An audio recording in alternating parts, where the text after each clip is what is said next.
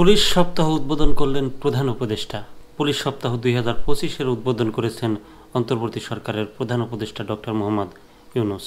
মঙ্গলবার 29 এপ্রিল সকালে রাজারবাগ পুলিশ লাইনে 3 দিনব্যাপী আয়োজনে উদ্বোধন করেন তিনি।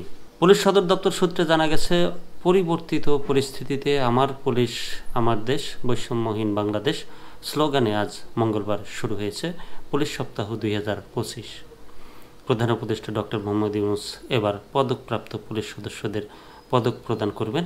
স্লোগানে আজ মঙ্গলবার শুরু হয়েছে পুলিশ সপ্তাহ 2025। প্রধান উপদেষ্টা ডক্টর মোহাম্মদ ইউনূস এবার পদকপ্রাপ্ত পুলিশ সদস্যদের পদক প্রদান করবেন। এবার 62 জন পুলিশ সদস্য পদক পাচ্ছেন। অনুষ্ঠানে পুলিশের সব ইউনিট ভার্চুয়ালি যুক্ত রয়েছে। পুলিশ কর্মকর্তারা জানিয়েছেন, এবারের পুলিশ সপ্তাহের আয়োজন থাকছে মোট 4 দিনের।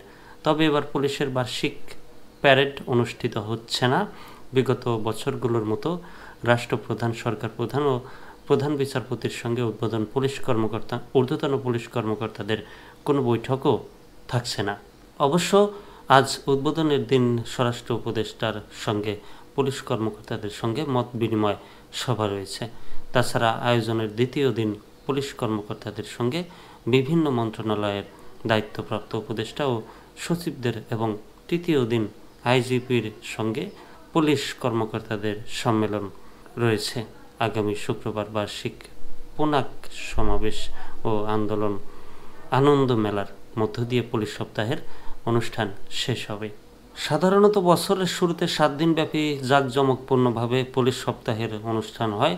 তবে গত বছরের জুলাই আগস্টে সরকার বিরোধী আন্দোলন দমাতে ছাত্র জনতার উপর বেপরোয়া গুলিবর্ষণে ব্যাপক সমালোচনার মুখে পড়ে পুলিশ বাহিনী। এর জেরে গণ অভ্যুত্থানে শেখ হাসিনা সরকারের পতনের দিন 5 আগস্ট জনতার প্রতিরোধের মুখে পড়েন পুলিশ সদস্যরা। এতে বিভিন্ন থানা স্থাপনা ও গাড়িতে ভাঙচুর ও অগ্নিসংযোগ করা হয়।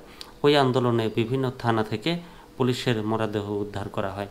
এমন পরিস্থিতিতে বাহিনীটির মনোবল ভেঙে পড়ে। তবে অন্তর্বর্তী সরকার দায়িত্ব নেওয়ার পর পুলিশ বাহিনীর মনোবল ফেরাতে নানা উদ্যোগ নেয়।